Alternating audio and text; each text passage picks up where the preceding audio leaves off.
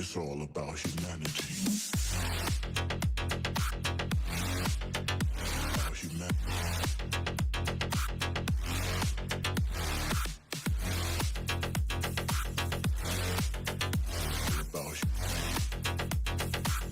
It's all about humanity. About humanity.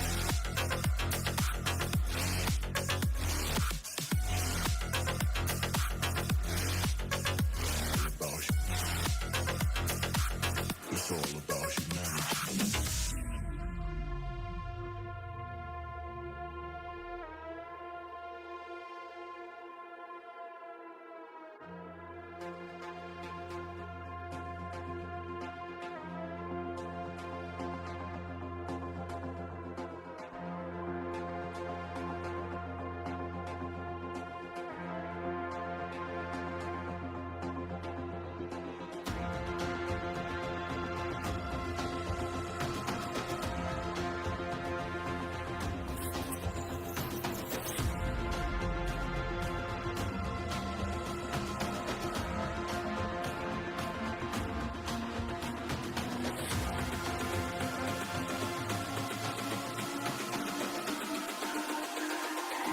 It's all about humanity. About humanity.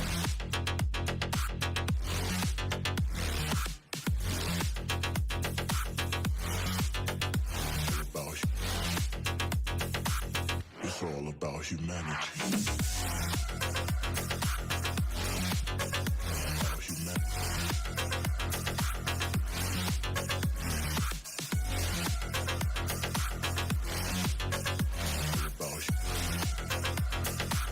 It's all about humanity.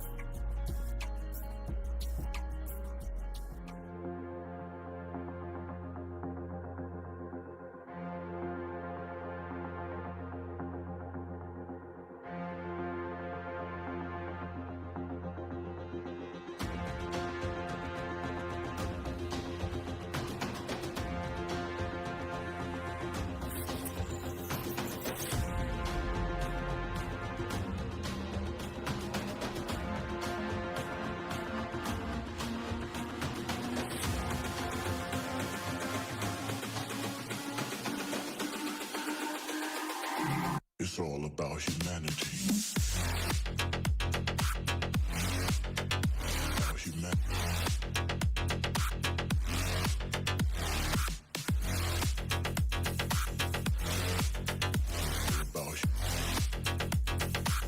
It's all about humanity.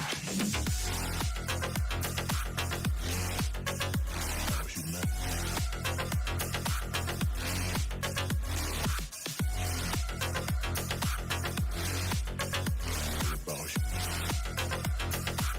It's all about humanity.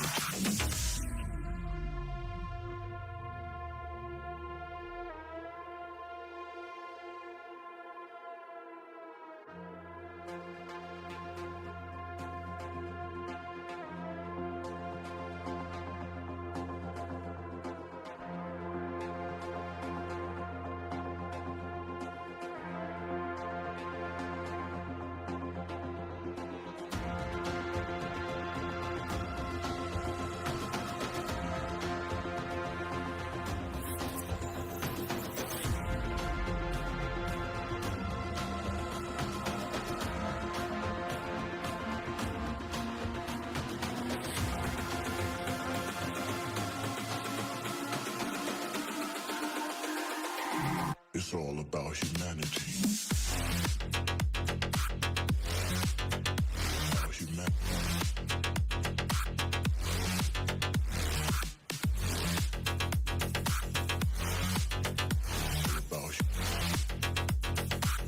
It's all about humanity. About humanity.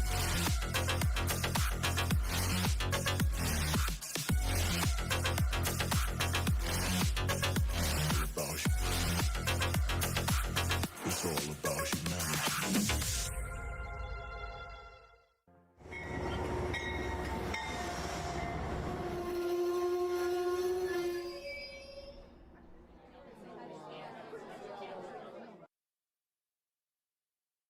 Good evening, model citizens. Welcome to Humanity Junction. My name is Heath, and this is Modeling Monday. I do have a really fantastic guest lined up for us, but before we get there, we're going to do the usual introductions, do the usual hellos, and say hello and see how everybody is doing. I know a lot of people are talking about how hot it is out there, and it's hot and humid here, and some people are saying it's hot and dry. Some people are saying it's hot and humid. But our guest today is going to be a very special individual. We're going to talk about going from modeling when you don't have space and what you can accomplish to kind of the change that occurs when all of a sudden you've got that magical amount of space, and now that space you've been dreaming about forever, you now have and can start building your layout. But before we do, I do want to say hello to the people in the chat. Adam Cruz joining us. Welcome. We've got Steve 87th PSAP. We've got Awesome America Model Railroading. I saw Artie, you said you were on a trip to Perth, but you can't take pictures. Hope you figure something out for that. Steve Childers is in the house. Roy Eltham is here as well. Mike the Rail Artist joining us. We've got Nisi J, who was first tonight. Lynn McCurdy joining us back again after his epic adventure of a trip. We've got Tyler, Mr. Lackawanna Railfan is here. John at 2618, Mr. Blue Comet. We've got Joe Rader, Black Rock Central Railroad. Joe, if you ever make those in N scale, I'd like to hit you up for one of those custom box cars.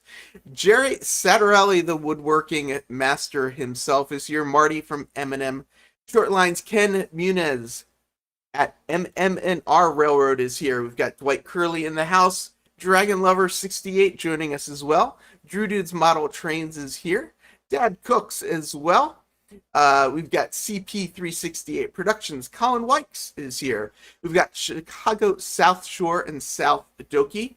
And I had looked up what Doki was, and I saw that Doki Doki comic or whatever, music group or whatever it was. So I was curious if that was related. So thanks for responding and letting me know. We have James from Boulder Creek Yard here as well. And one last thing I do want to show people before we get into bringing Mr. Decker up here is I went downstairs to look at how the construction was going. And I was so excited to finally see they've got walls, they've got a door, and it's starting to look like an actual space. So let's see, I got one more picture here. Let's see if I can bring up the correct picture. Yep, this is it. And so this is inside it. I'm standing with my back against one of the walls. Window on one side, door on the other side. It's small. It's especially small with all that stuff in there, but it will give me a permanent place just to leave everything set up. So that's definitely what I'm looking forward to with all that. And yeah, it's sorry, Doki Doki Literature Club. That's what it is. I apologize.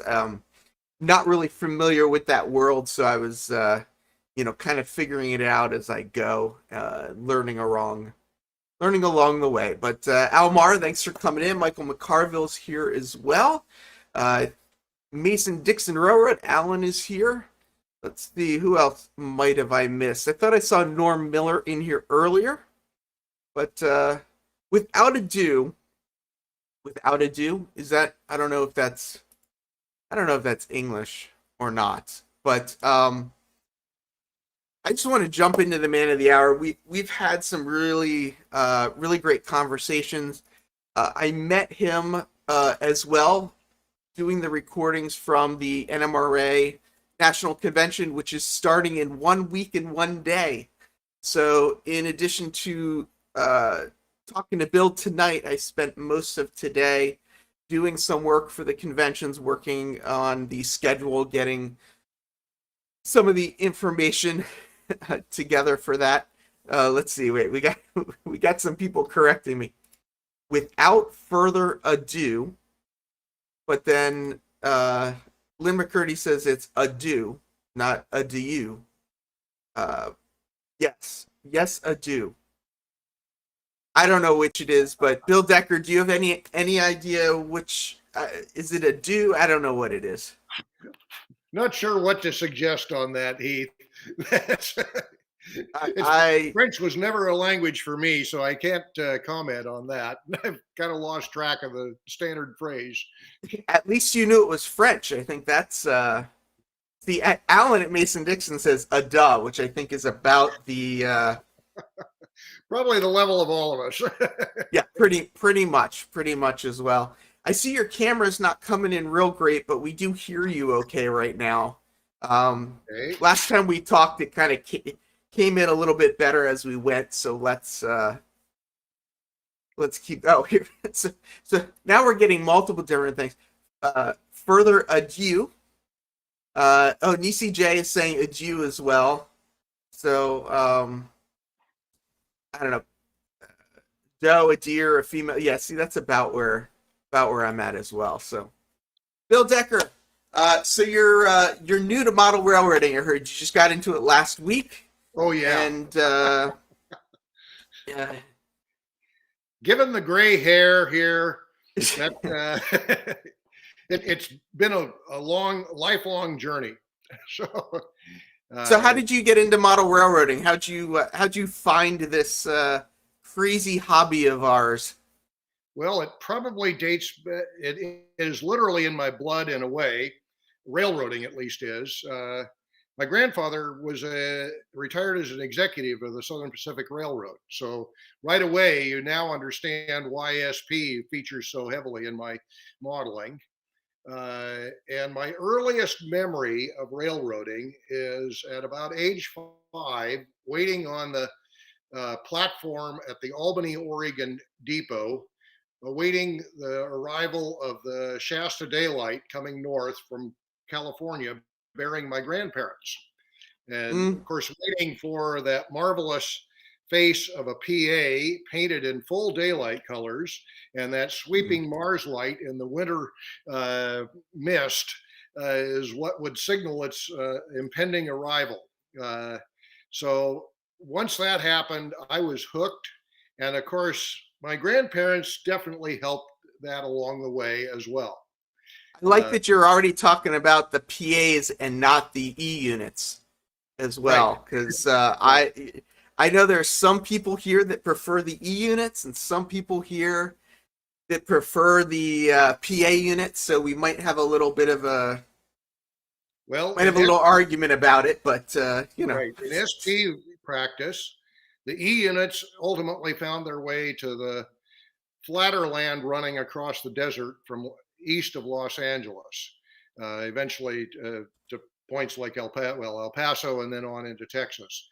They were replaced within a year or so of service on the Shasta route with PAs, and those same PAs were in the pool that went up over Donner. So SP had found that the Alcos did a better job for them on the mountain grades, where they really needed to dig in and slug it out.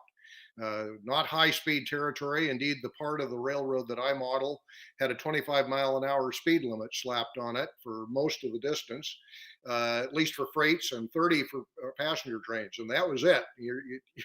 Hardly a use for an E unit. We were actually talking a little bit about that yesterday. We were talking about the Burlington, not Burlington Northern. What was the one before Burlington Northern? Burlington. Chicago, Burlington, and Quincy.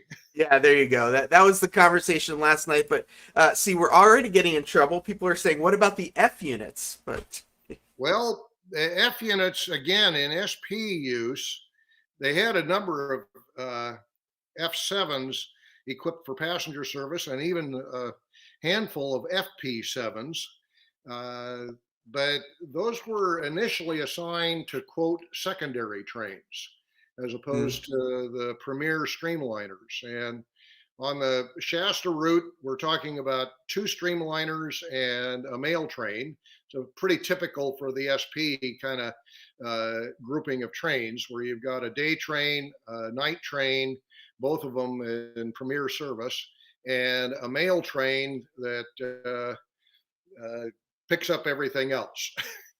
And so let's take a little bit of a step back because I realize we went right from how did you get into models, and we're now kind of talking about what you're modeling. But you provided this picture to me to use for the thumbnail, and it's 3 Southern Pacific GP40s, GP40-2s, SD45s.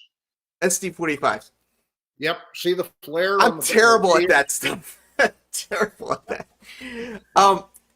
But what I think is interesting, and where I kind of want to get back to a little bit the beginning, is the reason you shared this photo, and I'm curious if, so it's not the numbers on the locomotives that's what makes them different, but I'm curious if anybody in the chat can kind of tell what makes these different. And I'll give you a clue. We're going to talk a little bit about prototypical modeling. But I thought this was kind of neat because this really shows your beginning, the middle, and where you're at right now, all in one photo. So right.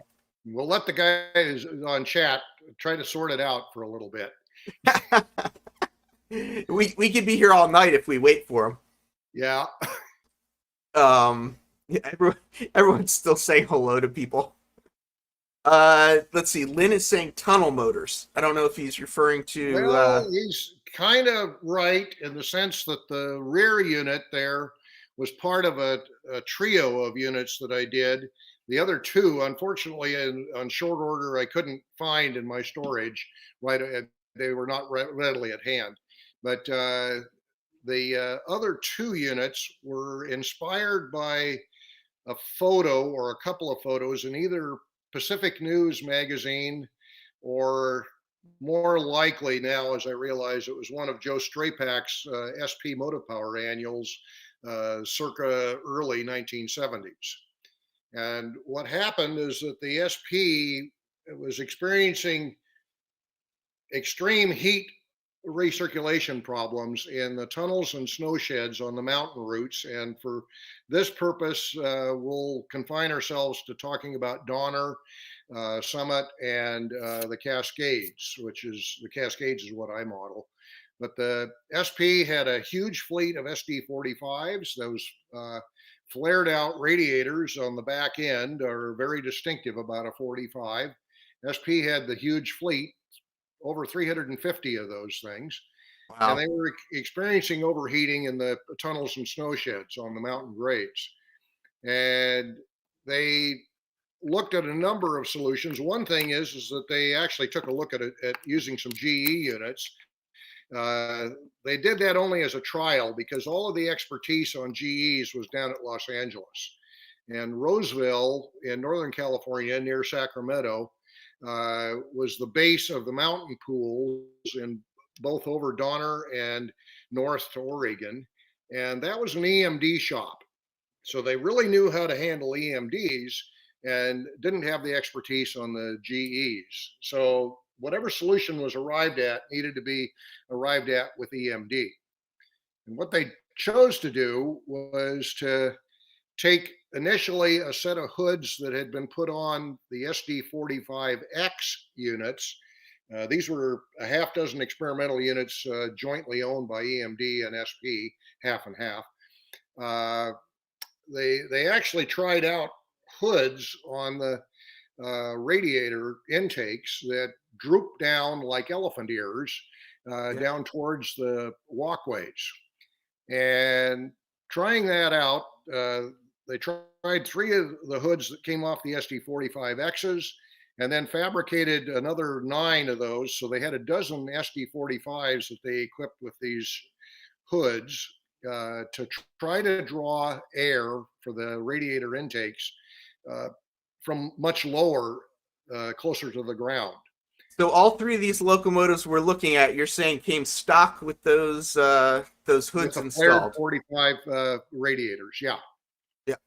Did you though? So you got these at different times in your modeling career. Which one? So that rear one represents an Athearn blue box model of the early 1970s. The middle unit, might as well jump right to it, is a Cotto unit of the 1990s. And the unit in front is relatively current, sometime here in the teens, production from Athearn in their ready to roll line.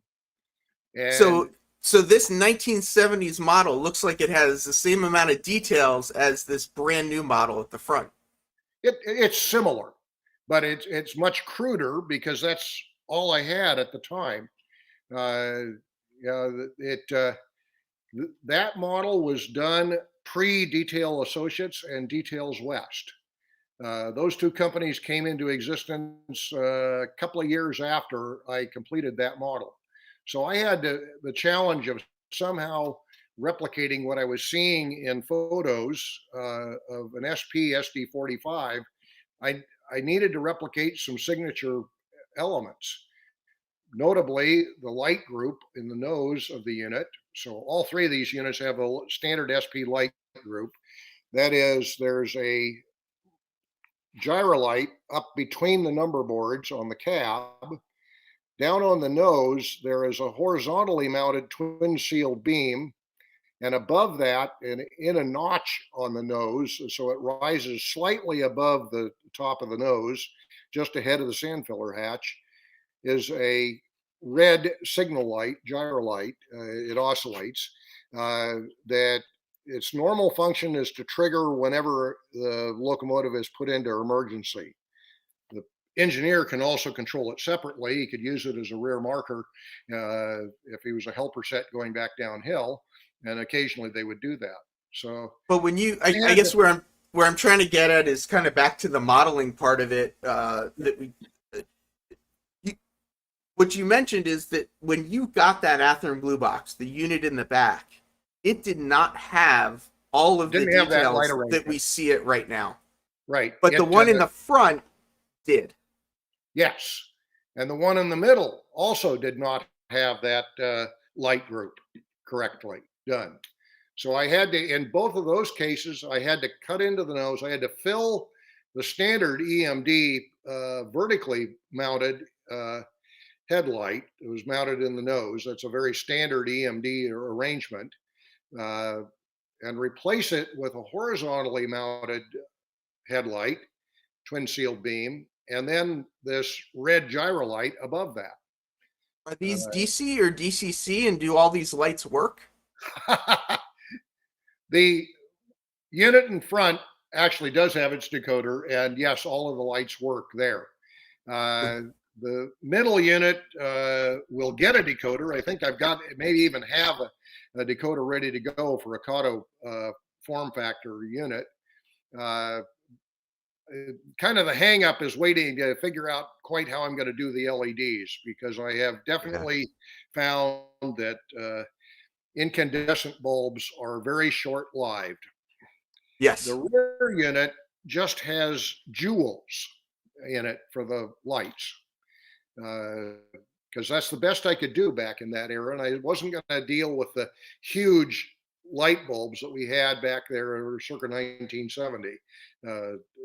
So when you started modeling in 1970, you didn't have a layout, so you spent a lot of your time just doing kind of the modeling. What kind of stuff did you model back then?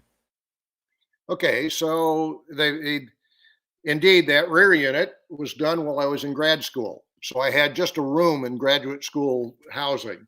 And somehow I have to do whatever workbench work I did on the desk that was provided in that room. And as I went through life, I mean, the tools and everything and the workbench expanded as I had more real estate, but I was always confined as not having the kind of space that I always dreamed of. So that rear unit was done, as I said, while I was in graduate school, and indeed not that far from you, Heath. As we discussed, I had the good fortune to have the grades that got me into Princeton for graduate school. And that allowed me to link up with the gang at Rocky Hill, New Jersey. That's where I got my running jollies, was with the Pacific Southern Club. Note just the transposition of the two words in Southern Pacific to Pacific Southern. That was a friendly little thing for me to have. And indeed, there was a lot of friendly banter within the club. Yeah, not a lot of Southern Pacific going on in Princeton Junction in New Jersey. No. especially in the 70s on the Northeast Quarter, you probably didn't see a lot of these yeah, freight cars, locomotives, yes, locomotives, no way, not under the wire. Instead, I was seeing a lot of GG1s. Yes, which as we've talked, I have quite a few of those in my collection that maybe one day I'll have the room to actually pull out of the closet. And that's actually kind of the gist of what my ultimate presentation is about, is to help folk as they go through life dealing with their dreams, but also trying to put a little bit of structure around their dreams as they go, and consider what it takes to, if the miracle happens and they find themselves with the resources and the real estate to build that dream layout, just what are some techniques that that will help you along that way? So how long did you spend kind of doing this pre-layout modeling, let's say, before you actually got to start this dream layout? In decades, many decades.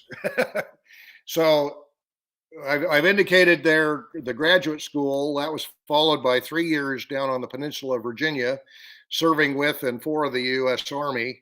And then the opportunity arrived for me to transfer out west to the second of NASA's field centers, Ames Research Center, which is where I spent the bulk of my career. That's still, all of that left me in a condition without the real estate to build a layout. I had in Virginia, I actually had a spare room that I attempted to build a layout in, and I did that. But and it's bigger than one you have. You would be glad to have had that space, but I'm an HO scale. Right. Yeah. Well, But I do have HO scale. It just lives in the closet. yeah, It doesn't, I get it. it doesn't, not enough room for a loop. But Yeah, so what? unfortunately for me, that bug as to scale, the bug bit early enough that I actually acquired my first brass steam locomotive models while I was still in high school. So, Yeah, yeah, uh, yeah. and once that bug bites, it's awfully hard to give up on that.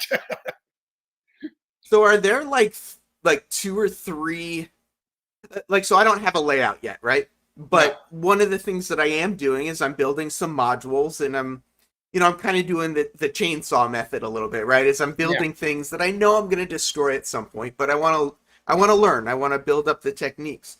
What are some techniques that you've developed over the decades that now that you do have the space have come in, handy?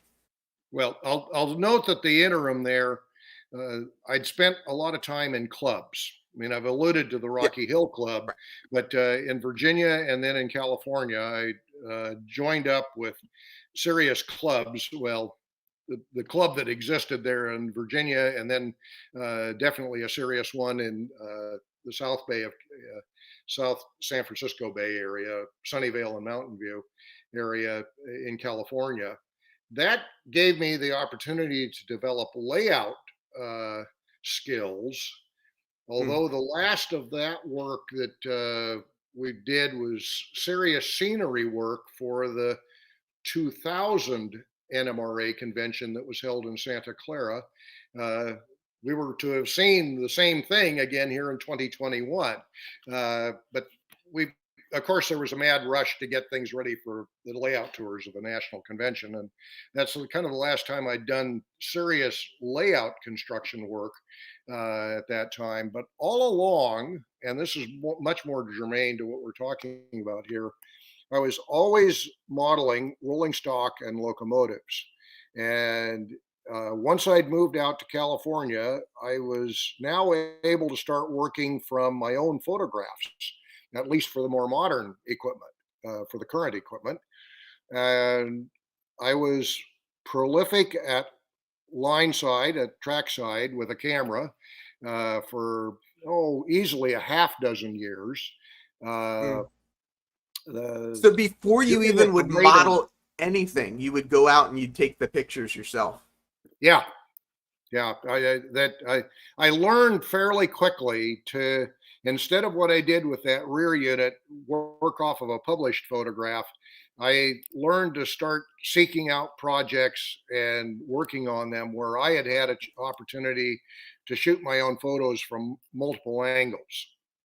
Eventually, by the time that Kato unit was done, I had been shooting line side photos and otherwise where I was working to even find myself shooting down on the top of units. Oh And, wow. Yeah. and that there were several good railfan spots that allowed me to do that. And there are some great photos, and got a sheaf that's, oh gosh, nearly 2 inches tall of black and white 8x10s that I did on it just on SD45s. So you have a book coming out on SD45s then. No, I'll defer that to one of my partners in crime on that.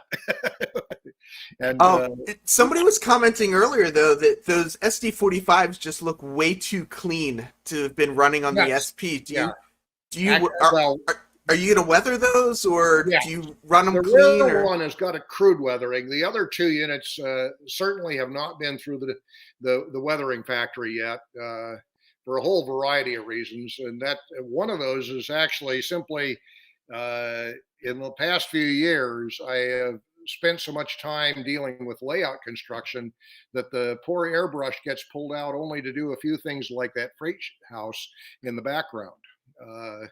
Where I desperately needed to do that. But the airbrush just gently gets used, and then off I go. Yeah. Yes, there will be other techniques besides the airbrush, but I'm kind of a little bit old school about that, and tend to go with painted weathering rather than just pan pastels. I have experimented with pan pastels and have had success with it. But something that's going to get handled, I prefer to get paint on it. So Right. Did you when you were doing all of your rolling stock stuff, were you also building structures to kind of just practice building structures? oh Or yeah. did you not? You did. Okay.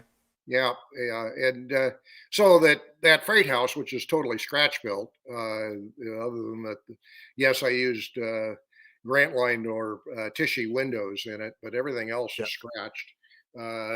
It, yeah, that's no big deal to me. I'm accomplished at taking evergreen styrene shapes and turning it into whatever it is that I choose to model.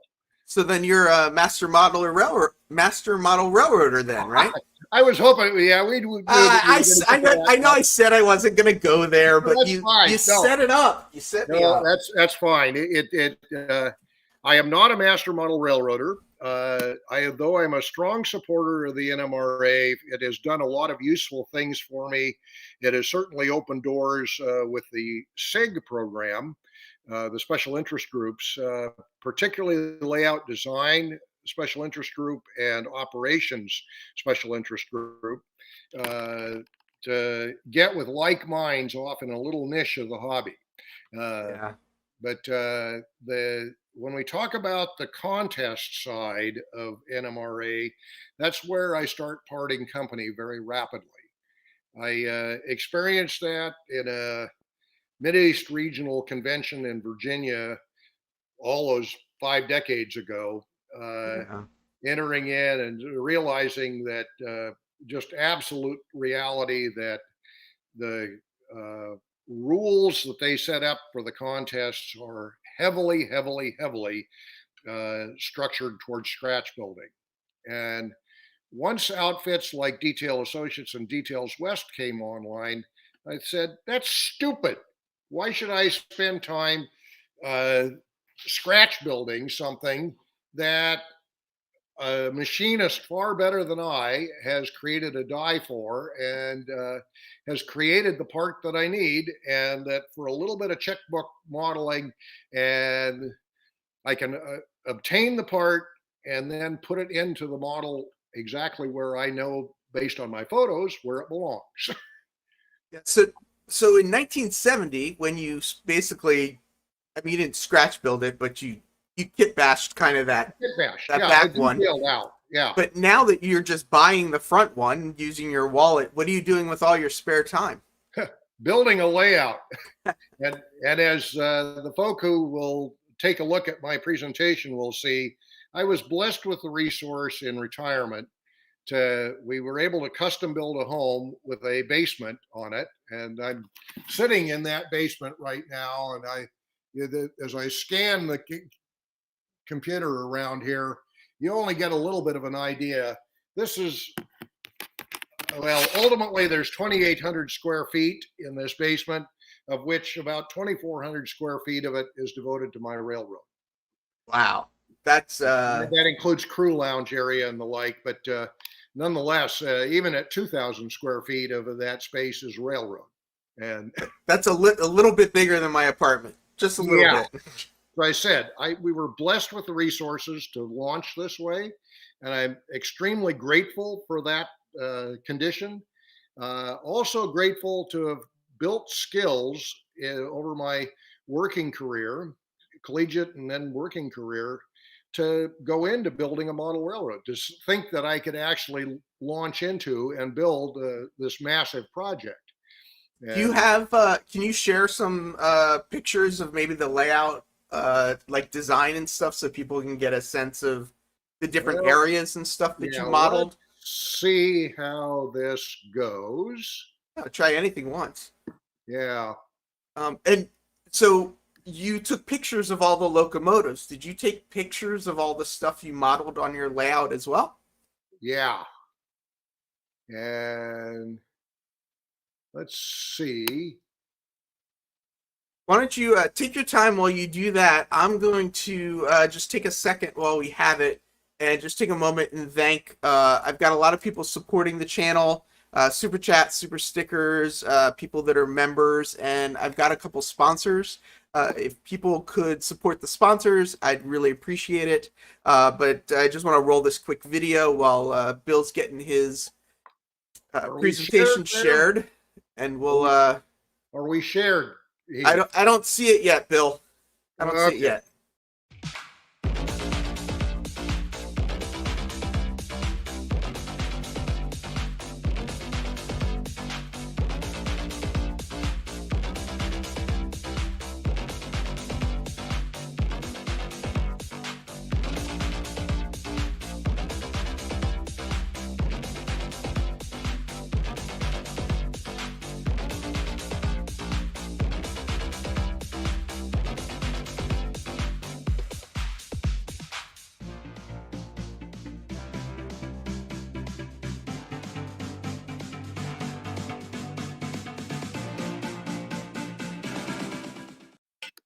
And we got it. Okay. And with that, Beautiful. so this is actually the signature scene on my railroad. It's about halfway up the Cascade climb. That Salt Creek that viaduct is crossing over, and unseen but immediately in the foreground is Oregon Highway 58, the Willamette Pass Highway. This makes this particular viaduct a fairly well-known railroad location within the state of Oregon. How And big is that we're looking at there? That the trestle, how the long is trestle that? in both model form scaled and in reality is just a hair over 500 feet long. So 500 divided by 87 is It's about 6 feet. 6 feet. There you go. Okay. And yeah, but I chose to use microengineering towers and Central Valley girders. This was before a better set of products would today to do that project would include the Walther's viaduct towers and actual exact rail girders. The reason for the exact rail girders is that that Chris Clune, who was the original die maker for Exact Rail, is very definitely an Oregonian. His dad is a regular on my operating crew. And Chris went up to measure this exact trestle to use as measurements when he was making the dies or cutting the dies for the Exact Rail girders. So that would absolutely be accurate. What I've got is about 90% accuracy in terms of some of the dimensions on it. But each of the girders themselves, each stretch along there is actually very close to the prototype length. So you mentioned Oregon, and you model Southern Pacific. So is Oregon in the south? Nope. Oregon is in the Pacific Northwest, where we're currently seeing 114 degrees here today. Yeah, it's there were some people in chat before we got started talking about the weather. It's been been crazy. It's very unusual this hot. And it's not unusual to have a hot spell about this time of year, but that hot is very unusual. But I guess more time to stay inside and work on your layout. Yeah. So Oregon is bounded on the north by the Columbia River for much of the northern border. That separates it from Washington State, and then of course Washington butts right up against Canada and British Columbia. But Oregon, the SP, through the usual ways of how railroads built up in the 19th century, the SP acquired a lot of predecessor lines, and as a result, succeeded in capturing the vast bulk of the rail lines that were in Western Oregon. And when I say Western Oregon, I mean specifically west of the summit of the Cascades. And that led ultimately to the condition where SP was just naturally, because of where the wood was grown, the trees are grown on the Coast Range and the Cascades, all that stuff was harvested and ended up on SP lines. And lumber was a very major commodity for the SP, being from about 1950 on, it was the number one commodity being hauled by the SP. So is your track plan pretty prototypical? Like, do you say like you go from this city to this city kind of thing? Do you have a? Yes, yeah. What I chose to model was a stretch of the line from Eugene, Oregon, which is about the middle of the state in terms of north-south, and then running diagonally southeast up and over the Cascades.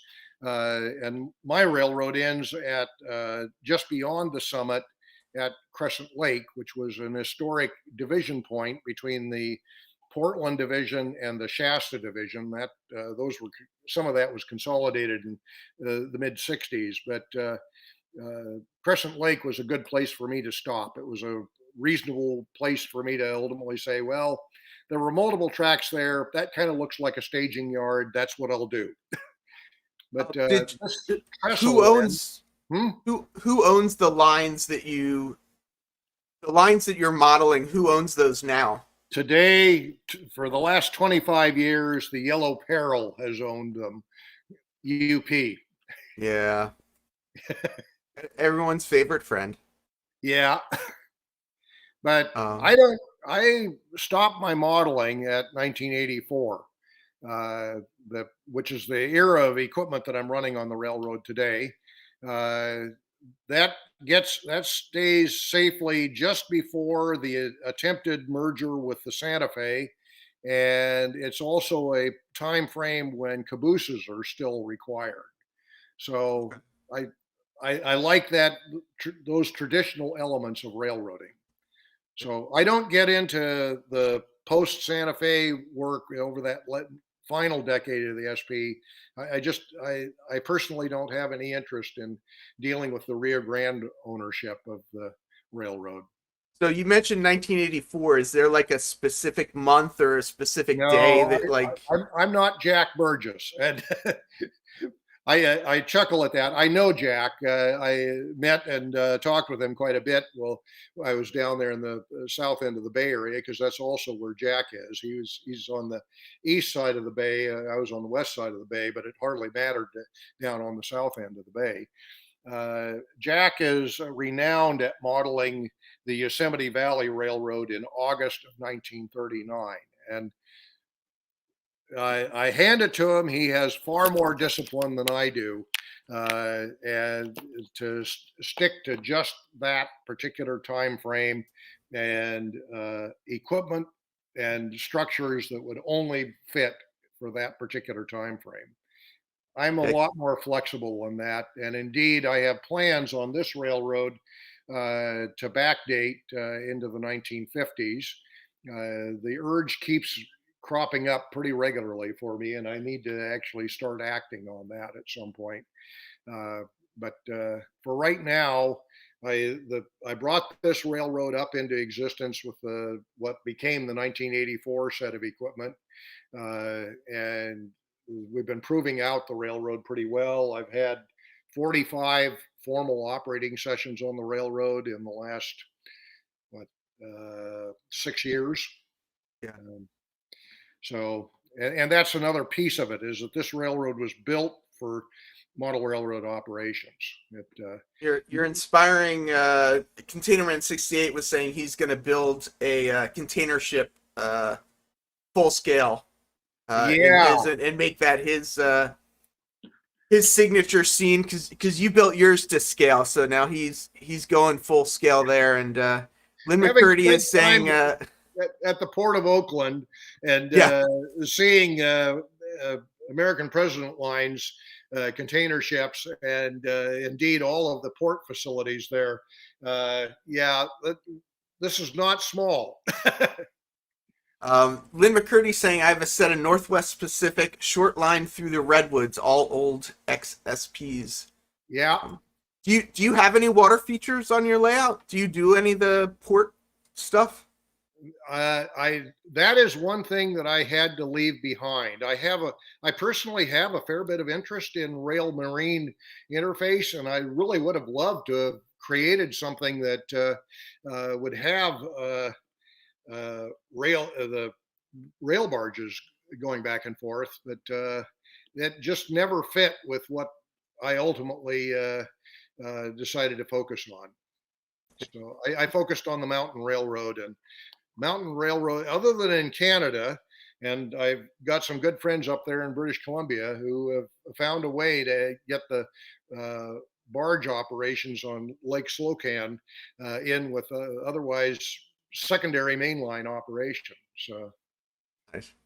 Do you wanna show us a little bit more of some of the photos and some of the Sure. other We'll stuff you've just sort got? of. This is right now. I'm going back up. I'm climbing uphill. Cruzat was originally the mandatory wheel cooling stop on the way down from the summit. The summit itself, what doesn't show is that in the back corner is a one-ended tunnel on the tail of the Y, the turning Y that was there for steam locomotives. And yes, occasionally they attempted to lengthen that tunnel when something happened, and it never did lengthen. But there's a turning Y there up there that today the tunnel has been closed. But back in steam era, that was vital. Before you So go anywhere, I'm noticing this guy. He seems to be kind of standing halfway between two decks. You have multiple decks, but you also have multiple heights to stand on? Is yeah, this so it's sort of a What are you mushroom. doing, Bill? Huh? Are you a rocket scientist or something? What is going on here? Not a rocket scientist. I'm a rotary wing scientist, and we chuckled over that particular one this last week. But We I did, we spent a did. career working for the Army and then NASA in rotary wing flight research, and particularly aimed at cockpit design features and control systems. I spent the latter half of that career not just with helicopters, but rather with tilt rotor aircraft. Think the Osprey for the Marines, Navy, and Air Force Yeah, today. those big planes were on the wings. They had those propeller motors that would tip up and take Yeah, off right. straight up. Yeah. Yeah. So did you ever get to fly one of those things? No, I never had the privilege, not even of our tilt rotor research aircraft that is today. I helped deliver her to the National Museum. She's in the Udvar Hazy facility.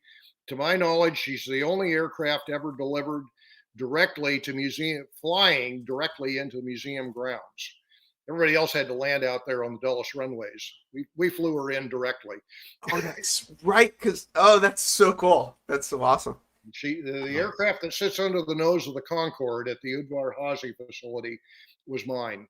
And indeed, you'll never be able to see it, but my signature's on the inside of her. So FAA says we can't call them cockpits anymore. Flight deck is the correct term. well, yes and no. I'm retired. I don't have to be correct. Well, I don't know. You are modeling a prototypical railroad. Come on now. Yes, that's true. Anyway, Um, so yeah, I'm a rotary wing scientist, and indeed dealing with flight control and cockpit controls. I'll use the older terms for it. That's what counts here. so you got two. So your layout's two levels, and how many kind of? I'm confused by this picture. Okay, yes, there are over about half of the area of the line. There are actually two levels. Indeed, just slightly to our left is the helper station at the base of the climb, Oak Ridge, and the climb starts just about at the left edge of this photo and goes at a continuous 1.8%. That's the historic value. And it climbs for 200 actual linear feet running along and climbs 3.5 actual feet from the base level of roughly a 48-inch benchwork height to just a bit over 7 feet. Well, 7.5 feet So it's high. a prototypical gradient on your layout. Yes. And therefore, a helper district, mid-train helpers are a major feature of my railroad. So, and the way that I brought this about, as you looking at this picture, you can see the lower level is actually back against the walls, and the upper level kind of hangs out over the top of it, at least at the Cascade Summit scene. And there, the gentleman you see is standing on a platform, a 30-inch high platform that runs down the middle of what is otherwise an aisle, and there's ground level aisle that surrounds it. Are you are these extra high ceilings, or is that just standard height ceiling? It's Are extra you high. allowed to say? Yeah, no, it because I said that we had the resources to have a custom built Yeah. home. I told our builder I wanted a 9 foot clear ceiling, and because of the way that we actually built the basement walls using insulated concrete form, which basically is 2 slabs of styrofoam with a bunch of plastic ties in between. You build them up like Legos as bricks, if you will. Because of those, we naturally topped out at 9.5 feet to where the Ah. ceiling. There's So actually this is offshore. literally underground. This is actually a basement. Yeah, this is a basement. It's a walkout basement. The wall, there is one wall that has ground level windows. I mean, ground is ground level for that part of the lot. The lot itself is tilted by about 12 feet from the upper end down to the lower end, and we took advantage of that to build a walkout Walkout. basement, which Wow. makes for a beautiful space to build a railroad. Great way to allow my operators or tour people coming in can come in from a totally separate entrance to the house or to the basement without ever disturbing what goes on in the main part of the house. And being a rotary wing scientist, or AKA a rocket scientist in my Yeah. Actually, nomenclature. the rocket science actually kind of works because I also continued with an Army Reserve career, and 16 years of that career were spent assigned to missile lab down at Redstone Arsenal. So There you technically, go. I'm a Okay, rocket there you go. scientist as well. So So do you have helicopters or airplanes and any of that kind of stuff on your layout? Are you doing no, I some? don't have any of that at this point. I have plans not so much for rotary wing, but to take a Goonie bird, which has been produced in HO scale, and have it flying over the layout prominently in a spot with one prop feathered and trailing smoke. And that will be over the sign that says, "Next time, take the train." And I had to look up what a Goonie bird is, and I'm gonna. DC3. DC3 or Oh, C47. okay, yeah, C-47 is what came up on Wikipedia for it. Yeah, yeah. But So they it's all started as a DC3. oh yeah, okay, right, because the windows. So it was because the DC-3 is a early passenger plane. Right. The DC3 is the airplane that really made passenger airline passenger service economical.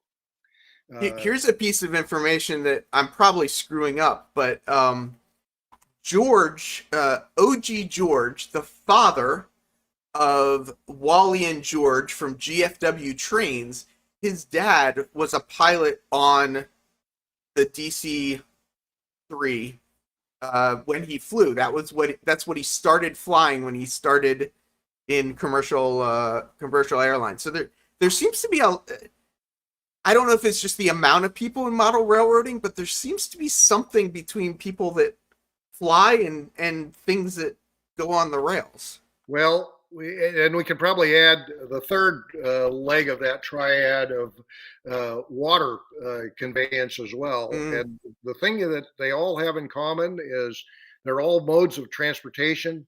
They all have fascinating bits of machinery. yeah, yeah, that's true. That's absolutely true. So is model trains cheaper than flying, or Yeah, or actually, I had to make the choice after I got through my basic fixed wing pilot's license, which actually helped me a great deal in my career. Uh, I had to make a choice and say, okay, are you going to pursue flying? If so, you need to really concentrate on it properly to get the experience, or do you still is model railroading still tugging at you? Model railroading won that argument, and I stopped flying after not quite 100 hours of flying. So, yeah, not overly experienced, still really an outright novice, and but it gave me all of the skills that I critically needed for what I was doing for work. So, but I did have to make a hard choice, and I just said, no, it's one or the other, can't do both, and went back to the model railroading. that's awesome. Yeah, if you wouldn't mind showing a couple more, Yeah, I'm going to go pictures, a back couple. now. So we have both a, if you will, kind of a bottom level of the grade and the top of the grade showing here. So back here over there, at Cruzat, we're coming down the grade. The Salt Creek Trestle that we started with is right in the middle of the grade. And you can see that this is actually a big turnback loop. If you look closely, you'll see back in the background, you'll certainly see the upper line. But if you look really closely at the far left end of the picture, you might actually spot the grade for the lower level that's going on. So And this is we're kind of in the middle then, where that yeah, trestle, like here we it's are. kind of the yeah. Okay. Here's that scene. And it's this is what we call in layout design a no-licks design as opposed to using a helix. Yeah. Uh, the climb is completely, well, other than tunnels, is completely out in the open, which with independent control of mid-train helpers, I felt was vital. John 2618, by the way, is a pilot. He says flying is easy. It's all the other stuff that's a pain. And I'm And assuming he we talked means about that like earlier. Yeah. things like checklists and actually landing are Yep. probably up there. But And navigation. yeah, yeah. Now, So oh, there you go, navigation. Yeah, So here we're lower on the grade, and indeed we're kind of looking across the turning Y at Oak Ridge at the moment, and you can see evidence of a handrail for that upper platform that the operators use for when they're up at Cascade Summit. Yep, there's Oak Ridge, and now you can see where he was standing on a platform, and you oh, see the okay. lower level. How many Oak Ridge people is can you, when you have an operating session? How many people can you fit in your basement? Uh, without talking about COVID rules, Yeah, uh, yeah, yeah. my standard crew, I aim at about 16. And then, but it can expand out. So, pretty commonly, I would see closer to 20. I have had a high of 22 or 23, I think. Are we talking 20 full-size adults, or are some Yes. of them like miniature HO scale people? No, it's full size adults. And an important feature of my layout design is actually relatively broad aisles. You're seeing actually where the pinch points are right here. There's a pinch point over here. Well, let me go forward. Right there, where he's standing, is a Yeah. definite pinch point.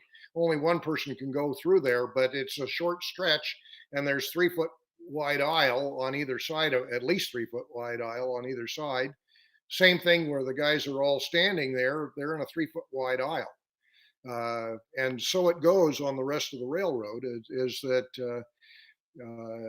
it? Other than a couple of pinch points, everything else is out at least 3 feet, and in the major aisle between my Eugene yard area and Springfield, the major industrial area. Uh, that's goes from a minimum of about 6 feet out to about 8 feet. And so I can gather a lot of people in those spaces. And now back to the COVID thought, that gave me the confidence and my crew confidence that we could maintain a reasonable degree of distancing while still operating Mm. on a modestly staffed operating crew. What do you use on your railroad to like stay in communication with each other? And are you like, do you have a dispatcher, or are you just doing Yeah, car we cards? What? yeah, okay. So we use a dispatcher. The railroad is still dark territory. That means it's unsignaled. Although I have wired all of the blocks of the railroad in a way that will make it easy to slip in the detectors Yeah. and ultimately connect up to a computer to create a centralized traffic control system. The prototype actually went from timetable and train order operation to CTC in 1955. Tail end of You're steam. 1984, so you're, Yeah, so I should yeah. be uh, CTC, helping me develop my operating scheme. Although I had plenty of experience with that in the club I was in California, but I had the magnificent resource of a retired SP dispatcher nudging me Ah, along the way. And he took one look. I was going to use track warrant control because about half of my crew comes from a local operating club that does use track warrant. But Rick said, no, no, no. The SP never used track warrant. Direct traffic control is the way we do it. So that's what we do. We actually use SP practices with direct traffic control. That was the way the railroad dispatched in the radio age uh, on less heavily trafficked lines.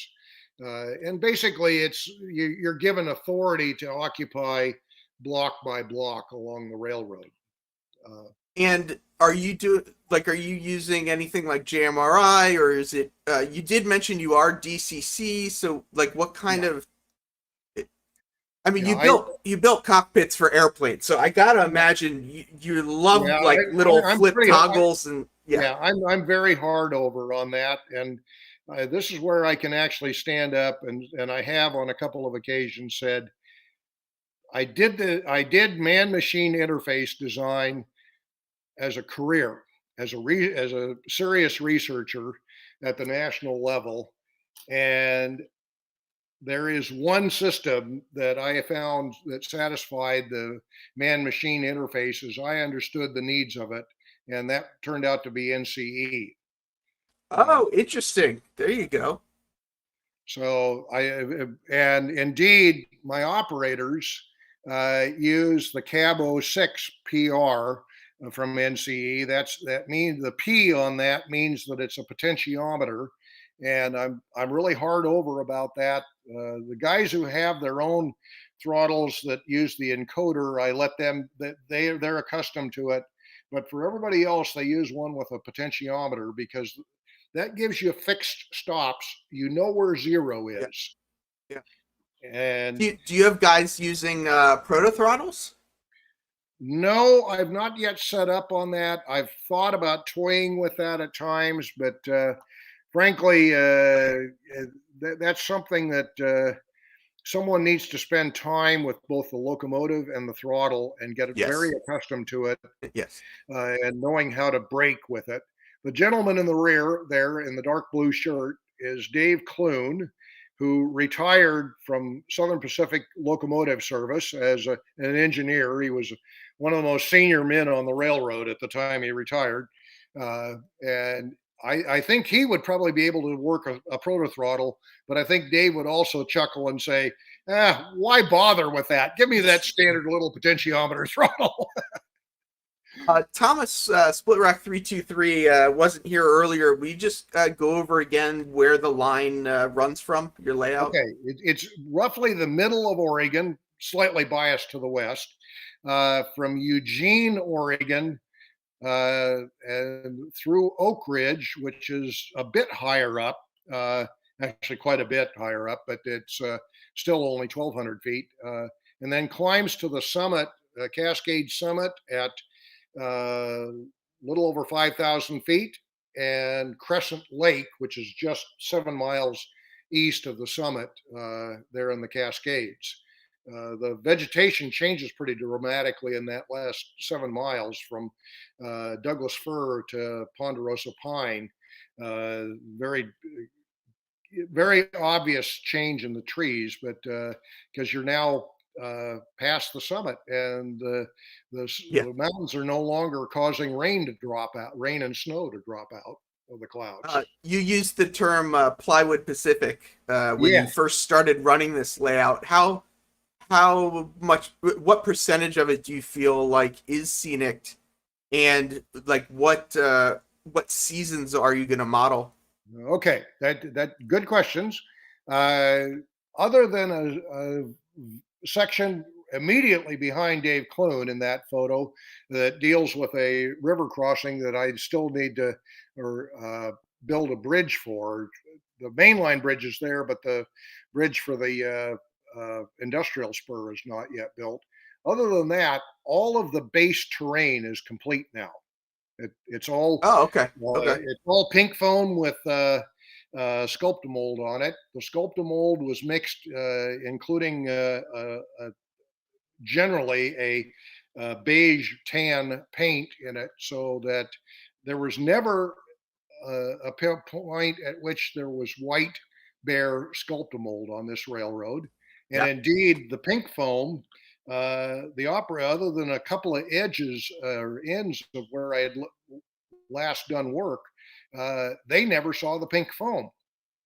I always had a rule for myself to cover it up with Sculptamold before they next came in. Oh, wow. There you go. So So what season are you then, mostly like hey, early spring? season, yeah, I actually will model spring. Okay. Uh, Yep. my wife had an excellent suggestion. Uh, And you Always an listen to her excellent suggestion, suggestion right? coming It's from always, Matt. yeah. Yeah. We were married in April, so uh, the nominal time for vegetation scenery on this railroad will Gotcha. coincide with our wedding anniversary. April. Just want to say a quick thank you to Mr. Pictovid for a $5 super sticker. Thank you so much for that. Yeah, the I like too the by basically tinting the sculptal mold. If the sculptal mold gets scratched, you don't then end up with white Right. underneath too. So I actually think that's a great tip that I heard some people use it. There's a little conversation going on about how long is the Cascade Tunnel, but then Split Rock said the Cascade Tunnel is GNBN and BNSF, and Containerman says don't ruin it for me. Yeah. So Yeah. No, he's right. We I would refer to the top tunnel as being the summit tunnel. It's number three on the line. It's numbered number three, and it's about 3,000 feet long, as I recall. But there are the tunnel. The rest of the tunnels on the line are uh, typically less than that. That's basically the longest tunnel on the line. But there's a lot of tunnel and rock shed on it. We get all the way down. Just off to the left of this photo is Tunnel 22. That right at the railroad west or railroad east and geographic west entrance to Oak Ridge, it immediately plunges into a tunnel okay, on the way to Westford. yeah, Let's yeah, see. Nope, I don't. I don't have a picture that shows that.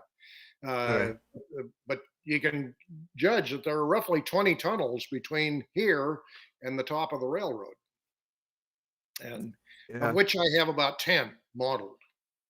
So And one thing I just extensive. thought of is you've got all these tunnels. How do you keep the trains from not getting stuck in the tunnels? Like, do you have to worry about that, or is your track work just so Little bit of perfect? thought ahead of time has ensured that first off is that I always before an operating session I've run tracking gear over the whole main line, so the tunnels generally are already kept clean just that way. Uh, but if when Murphy's Law inevitably strikes, all of the longer tunnels that I can't just reach into, there are a few tunnels that are short enough that I can just reach into and snake out any equipment that derails or whatever. But the longer tunnels all have on the backside of the tunnel liner is constructed in a way that there's a removable sidewall Mm. that I can remove a wall and actually wall and the roof of the tunnel liner and get at whatever I have to. Unfortunately, I have had to test that theory, and I've been able to successfully get things out in the two longest tunnels on the railroad. So, How did you decide what method of access to use? Because I know, like, a lot of people have tunnels, and a lot of people have done it 600 different ways. Was it something you saw previously that worked well, or did you kind of engineer it, yourself? well, I think other people had done something similar of having removable sections uh, and for tunnel liners. So it wasn't an original idea on my part. It's just that I Oh, I decided. wasn't accusing you of being original. I'm sorry No, if no, that came across. I apologize. I was no, no, not. no, it's fine. I'm quite happy to steal good ideas wherever I see them. That is a key to a successful railroad, by the way. Is, 100% agree. yeah, 100. All, check out all of the my all pitfall of my theory. good ideas are somebody else's good ideas Yeah. first. Yeah. So it was just simply a matter for me to decide how it was that I was actually going to make that happen on this railroad. I actually have lined all tunnels on this railroad because I anticipate that, I mean, we're almost there right now. There certainly are GoPro cameras and people experimenting with camera cars, but we haven't yet seen the product arrive on the hobby shop shelf. But it's got to be imminent within the next 5 years for sure. That you can just go to a hobby shop and buy a camera car and start shooting basically engineer views of your railroad. And having seen more than a few of those, I decided on other people's railroads, I decided right away that I wanted to make sure all my tunnels were lined so that as you go blasting through a tunnel, it looks like it should.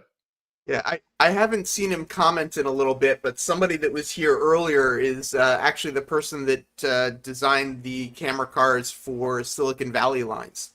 So if you've Ah, seen any of their stuff,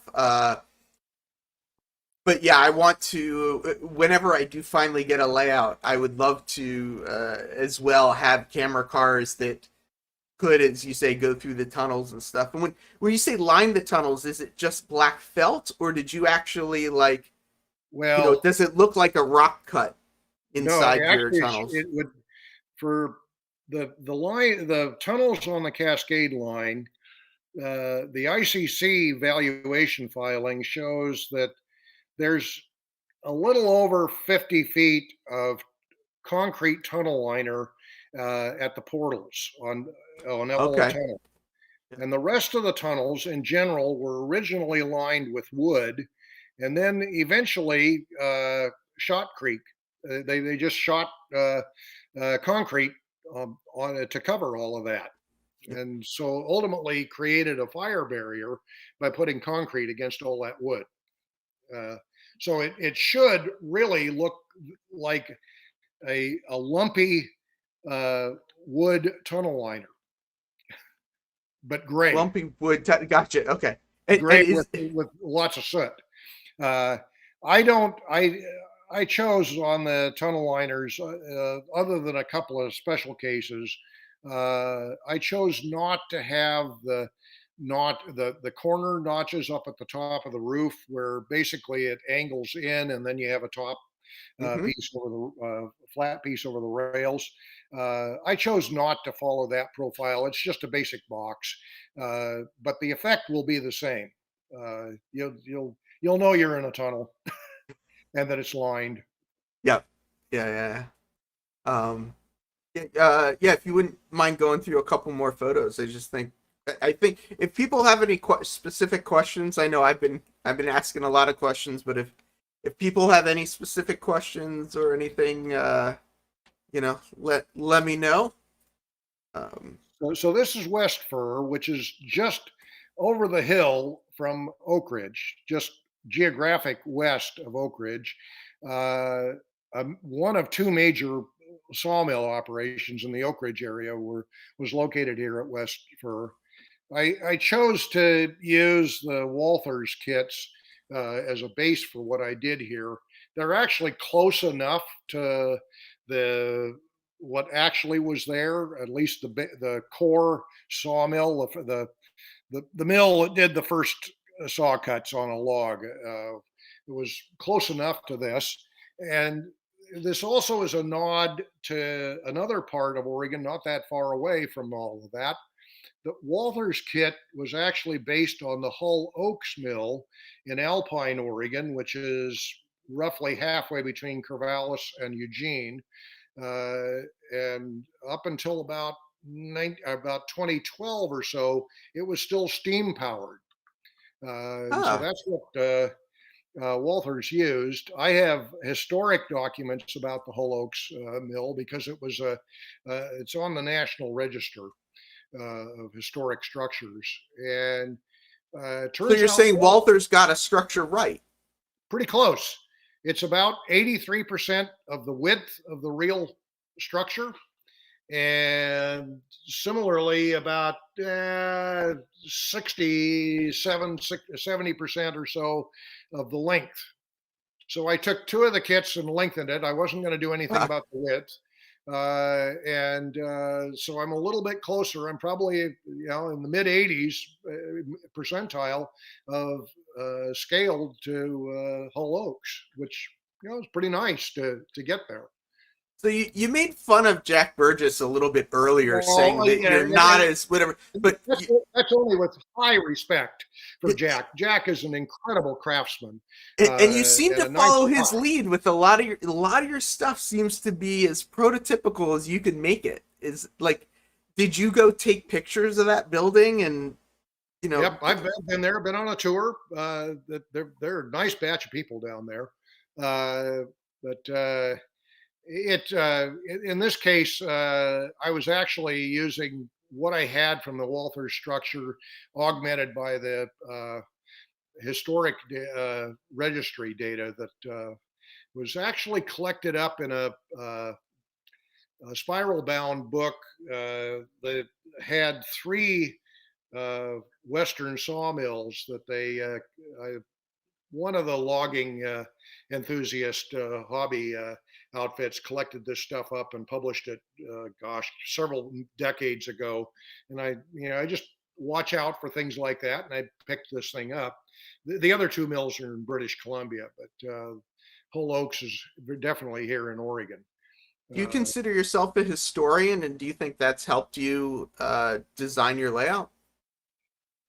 I'm not sure that I'm fully an historian, although I am very, very appreciative of those who have actually written history. I haven't written any history, but I am certainly, I guess the photography record that I have is actually one of the first steps towards being a real historian.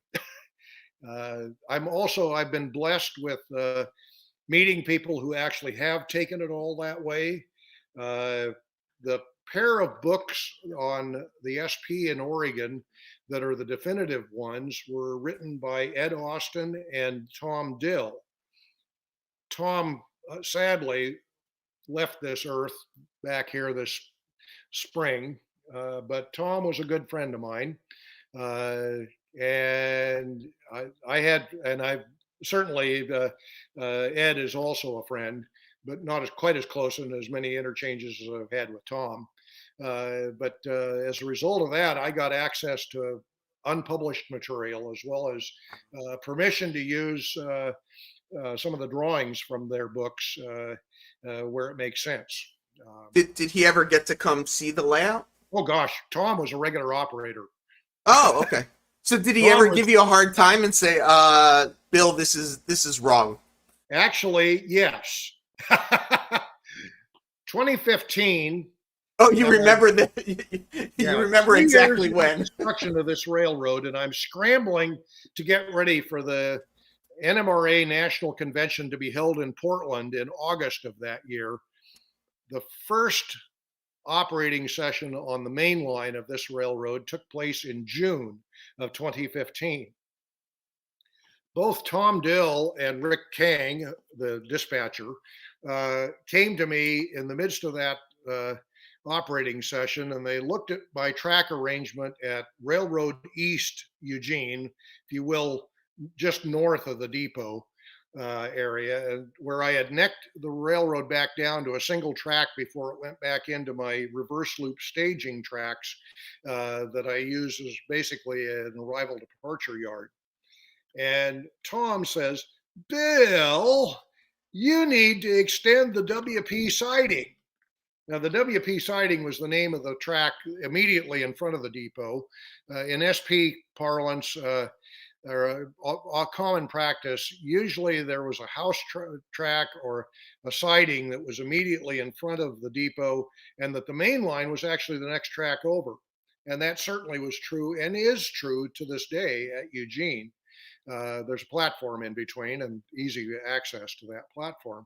But in that moment when Tom made that comment, I suddenly had an inspiration flash of something that I had completely missed in decades of studying Tom and Ed's book on that had a track diagram from 1969 for the Eugene area, Eugene Yard Complex.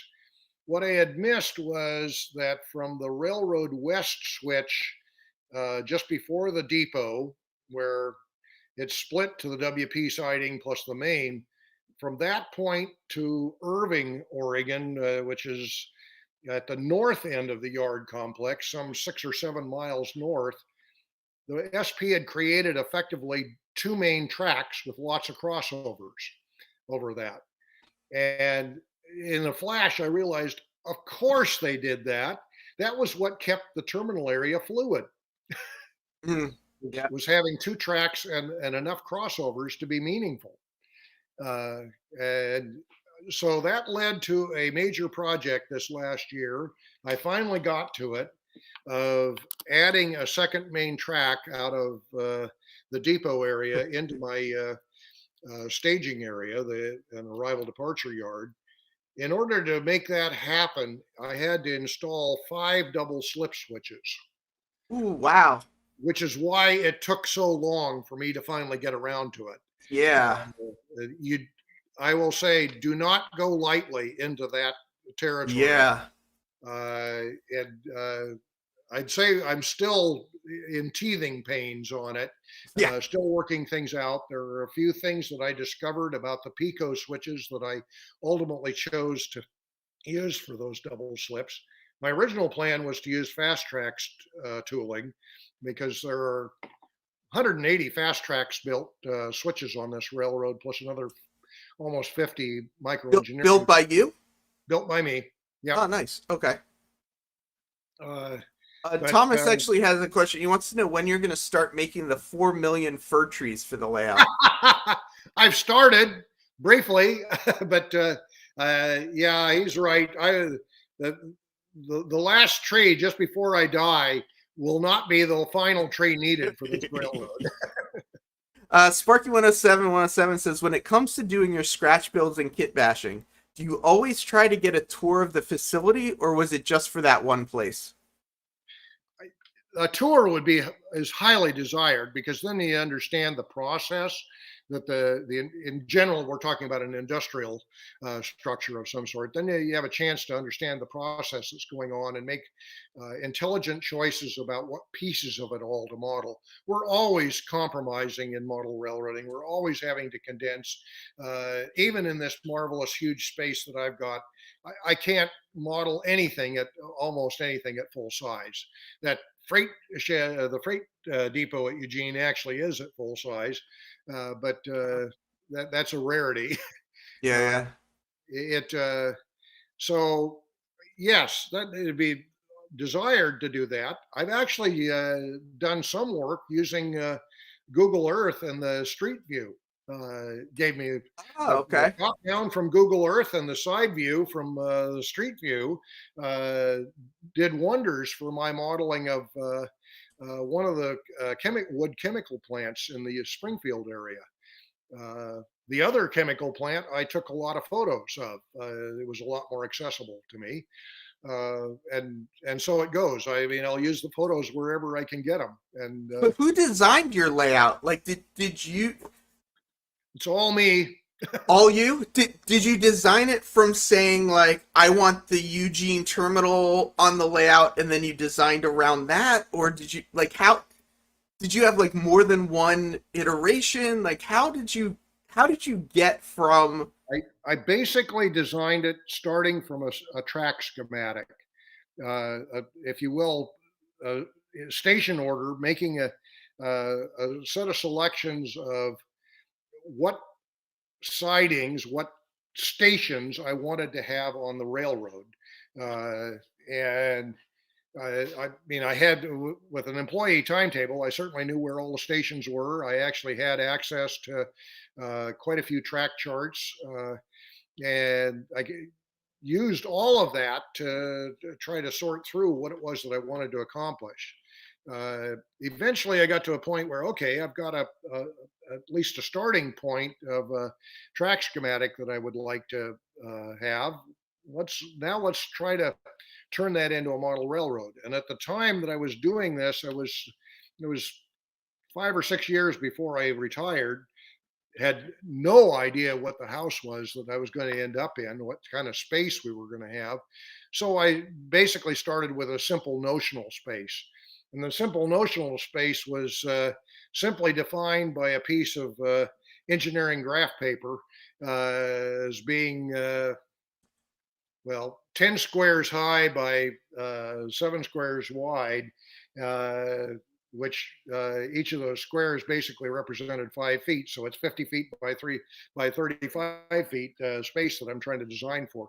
I did a lot of doodling on that space to try to fit the desired track plan into it. And I learned a great deal along the way. One key yeah. lesson very early on is how much space a Y takes. And this railroad Right. has two of them.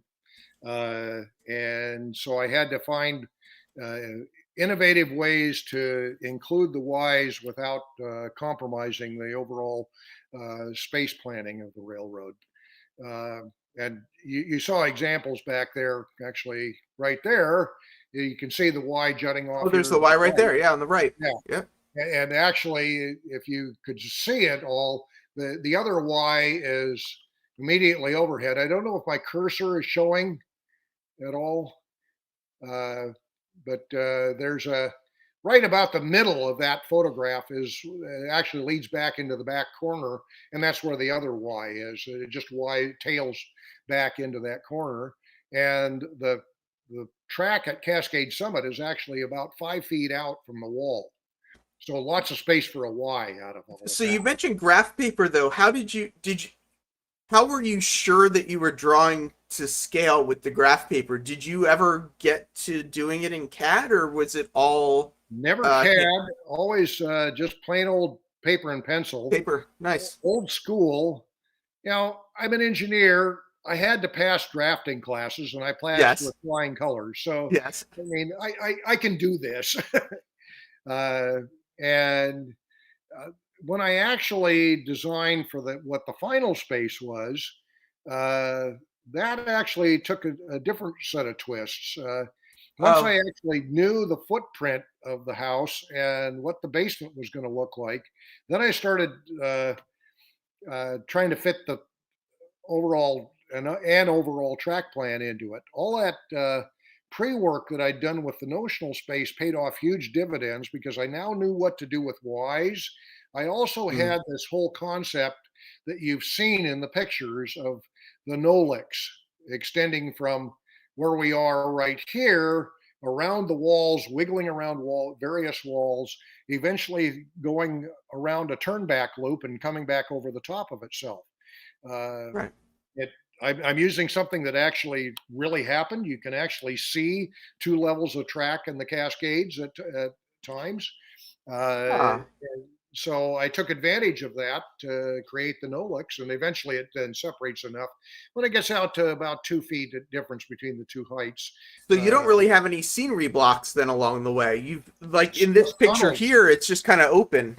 Yeah, You you haven't cut it up so you can only see sections. Yeah. yeah, yeah. You see on the left, there's uh, a backdrop divider that's on the Central Peninsula that goes as serpentine works its way around that separates itself from scenes on the other side. The scene on the immediate other side of this is the Eugene Depot. And as we go further around into the West Fur area, over here, we're actually the thing that's behind us is Springfield. So here's a question that we're going to ask. Lynn McCurdy says, Bill, hope you don't mind me asking, but are you or any of your family related to the Belts? Reason I ask, you sound and look like my uncle, U.S. Forestry in Quincy. I'm guessing that's California. Yeah, Quincy. I know where Quincy is. I've done a fair bit of rail fanning there in my California days because I chased the Western Pacific a lot Yeah, early yeah. on. No, this is a simple answer. The Decker stream is uh, actually, curiously enough, my great grandfather Decker arrived in the United States having sailed around the Horn. He arrived in the United States, jumped ship at San Francisco, and then worked his way east just before the Civil War to settle in Michigan. Ah, okay. Split Rock is asking one of his very intriguing questions. If four guys operate Oak Ridge, would they be considered the Oak Ridge Boys? Ah, yes. Well, a few of those sorts of things happen. Yeah, we get some of those questions every once in a while. It Yeah. seems to be the way some things go sometimes. But yeah, I don't know if you have a little more time. I don't know if if you have time to share a couple more pictures and stuff like that, or Well, let's see. So I've talked about the big aisle. I hope you get an idea of how big that aisle is between Eugene and Springfield. oh, on the right side you can really see. Yeah, yeah. And the previous shot was at Springfield, and you can see the a piece of the Eugene complex is behind all these guys, and in between is the Willamette River. So if you look back there, you'll see a couple of bridges over a splash of almost blue, and that's the Willamette. How wide is that aisle? Well, in the widest spot, about 8 feet. In the Oh, narrowest spot, which say in the lower picture, right here in the foreground, is where it is the aisle next down to about 6 feet. So it's plenty wide. are there a lot of other layouts in your area, or are you one of the big ones, and that's Well, I'm certainly one of the big ones. And in terms of operating layouts, we've actually got a rotation that we had to establish fairly early on that deals with what weekend each of us is allowed to operate, or at least regularly schedule, because we overlap on the people that are operating. About half of right? my crew comes out of the club that is located in Clackamas, Oregon, in the southeast end of Portland. Uh, and there's another large layout, Charlie Comstock, who Charlie had been the editor of Joe Fugate's MRH magazine for a little over a year. Charlie's got his Bear Creek and uh, Jackson Railroad in the outskirts of Hillsboro. We're all within a reasonable range of each other. I actually draw my crew from folk certainly out of the Vancouver, Washington, all the way down to Eugene, and everything in between. And so, I feel like a lot of model railroaders build their layouts in their basement so that they don't need to talk to anybody. But it seems like you built your layout to get people to come so that you would have people yeah, to hang build out and it and talk they to. will come. Yeah, Uh, exactly. the operating side of the railroad, I mean, this is a matter of personal choice. And I get it. some people really don't want a lot of interaction with others. They're lone wolf. In terms of construction, I'm lone wolf simply by distance because virtually everyone in my operating crew has to travel on the order of about an hour to get to me. So I haven't had anything in the way of help in building this railroad. Everything that you've seen in terms of the railroad, I did myself. So you don't have like working nights and operating No, nights. It's you. no, Wow. How no. how many years has this layout been in the works? Started construction August 1, 2012. First operating session June of 2015. Now we're 2021, and we've had over 45 operating sessions on it.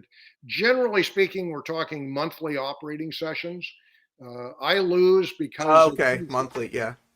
it turns out I have the first Saturday of the month, and this coming up first Saturday is a classic example. I never schedule a July operating session Hmm, because I'm always going to be on or about the 4th of July. gotcha. Has Joe Fugate ever been over to operate at your Joe layout? has been over. But you Hasn't wouldn't let him really had operate? the opportunity to operate, and he's been so tied down with his magazine since this Yeah, he railroad is. came into existence that Yeah. he really has never been able to break out. The offer has been Mm. there quite regularly for him, and if he ever says, "Yay, hey Bill, is there a chance?" I'd say, "Yep, you got it. Come on over on whatever the date is that we've agreed." Uh, but no, I did get a chance to operate on Joe's Siskiyou Line 1 Oh, a cool. couple of times. Yeah, yeah. One to help get it ready for the national convention, and then as part of the crew for the official final operating run on his railroad, as he then removed the ceremonial first screw as he started taking the railroad apart. So That's awesome. Edward Katie's saying that you don't have a man cave, you have a men cave. yes, indeed, So something I'm really and it's a interested. lot of fun. Yeah. And I enjoy the social aspect that we generate. An operating crew is made up of folk who are obviously interested in operating a model railroad. In general, they really want to learn how to do it prototypically. So another Hmm. aspect of prototype modeling extends to the temporal. The time aspect is actually operating a railroad. Uh, I've had the good fortune to have several retired railroaders who worked this line uh, operate on my railroad. It's and it's great fun. I mean, the guys, it goes both ways. It's a mutual admiration society there between the railroaders and the model railroaders. Are there And any women operators in your circle, and or does your wife ever come down and operate with you? my wife actually doesn't, though. There certainly will be a structure or two on the railroad that will be inspired by my wife. She absolutely will get her quilt shop. She's a quilter, and you'll Okay. find that there are a lot of model railroaders that have spouses that are into quilting. It's a similar skill set of precision crafting that goes on. Okay. But there is actually one former railroader, a lady who worked for the SP as a brake person on the railroad, who's operated several times on the railroad, but principally because she chooses not to be on the internet. It's difficult for me to include her in a normal crew call. Right. Right.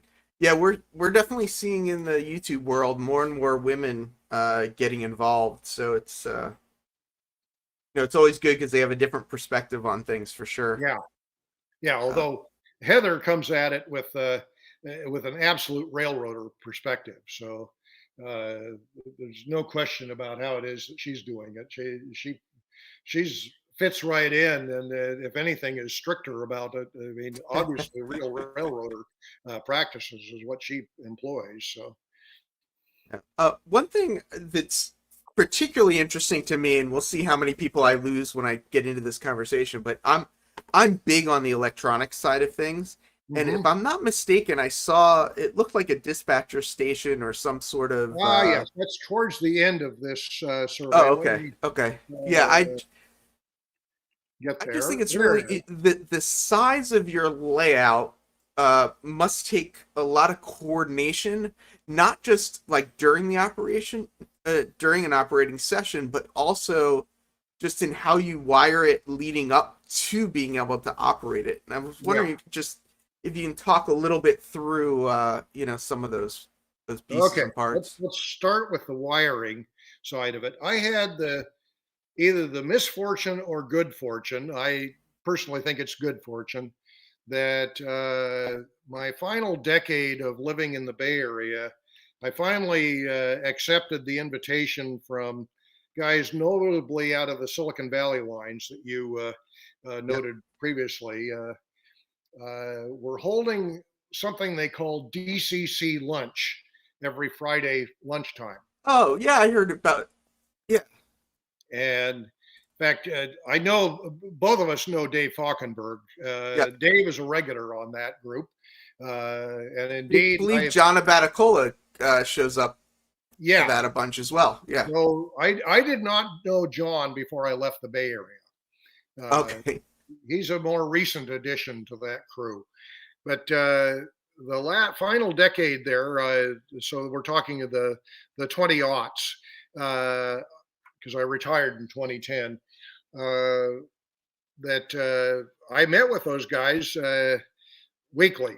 They invited me and several other guys who were heavy into model railroad operation and railroad operations and railroad industry interface in particular. They were branching out from strictly the electronic discussion, and so they were very much wanting to get some others of us who had a fair bit of experience by then at organizing operating schemes on railroads. And I'd been for 2 dozen years, I was kind of the ops chief for the Cal Central Club in the Agnew Depot in the South Bay.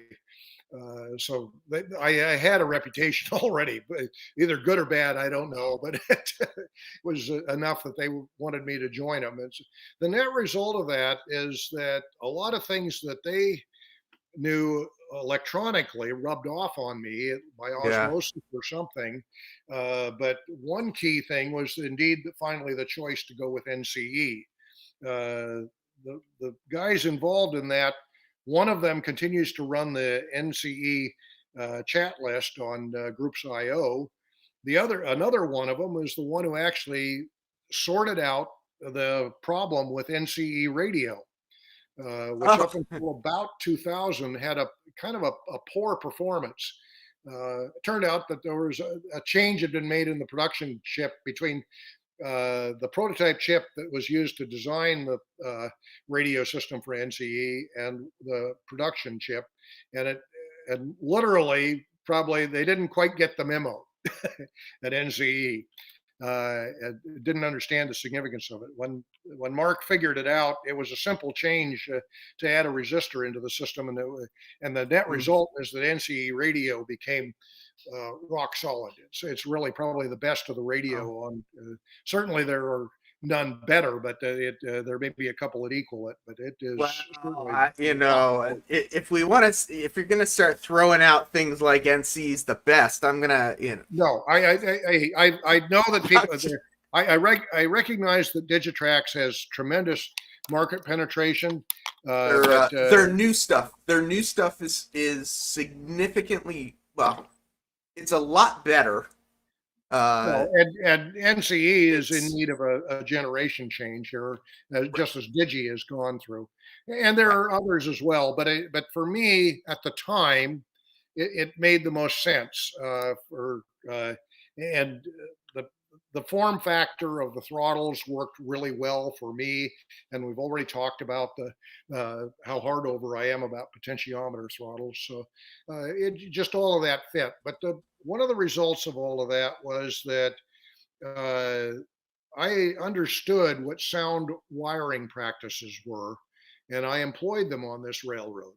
And indeed, the two marks as they were here for the 2015 convention, one of them pointed to the other one, looked at the underside of the Crescent Lake staging, which overhangs an aisle. I do that on this railroad. It's the mushroom kind of thing. Yeah, But yeah, you can I see like all that. of the Yeah. wiring exposed, and he sees the gentlest twist of the bus wires going on. 12 gauge wire with feeders dropping down, and I actually resistance soldered all of the feeders. I don't use suitcase connectors. I mean, Uh, that's a personal choice, but I chose resistance soldering too. What are you, a rocket scientist? that. Well, I guess maybe some of those NASA standards Yeah, still apply. apparently. Apparently, Anyway, you just so you just in keep bringing that up. You just, you're setting yourself up. yeah. Anyway, so I wired it knowing that I wanted to have solid wiring practices, and Yeah, yeah. between what the Marks had taught me and Gertner's wiring for DCC, I took all of that in and applied it. Similarly, at the each station electrical panel, there is such a thing. It all comes in to uh, uh, connectors that are easily dealt with and everything well identified. And so that when I inevitably have had to go back a couple of times to sort things out, and I'll come back to that in just a moment, I at least have a good place to start my troubleshooting at.